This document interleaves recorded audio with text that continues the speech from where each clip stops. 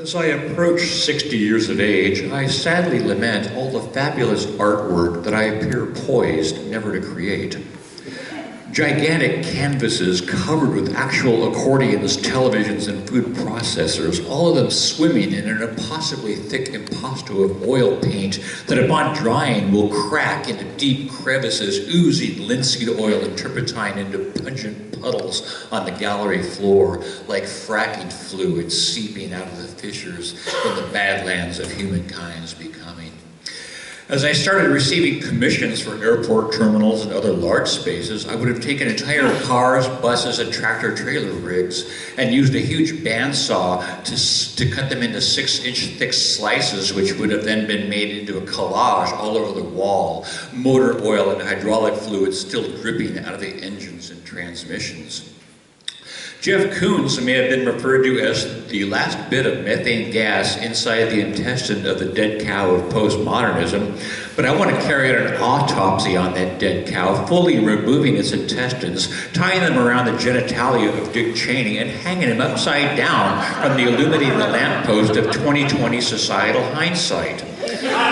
I want to get a National Endowment for the Arts grant large enough to exhume the corpses of Andy Warhol and Jean-Michel Basquiat.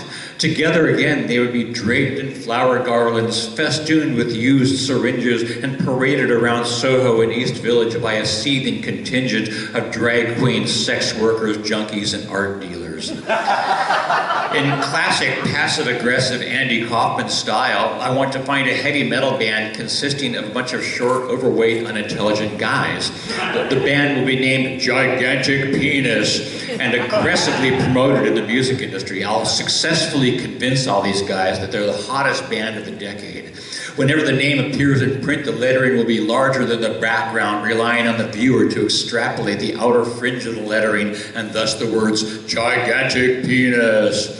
I want to make a film called Nozzle Butt, about a demented, angry, high-strung young man who inevitably finds himself in various interpersonal conflicts. For a variety of reasons, his pants find their way down, upon which, in sheer exasperation and pent-up frustration, his anus will let loose with a fire hose-like stream of shit, spraying the various shock recipients of his conflict and angst.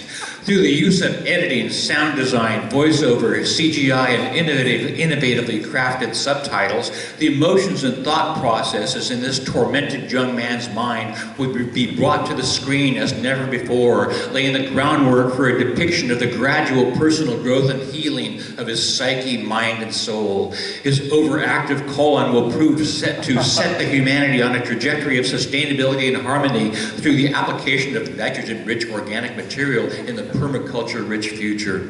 Yes, it is sad indeed that my art career hasn't realized its full potential, but tonight, as a consolation prize, I offer you this monologue. Thank you.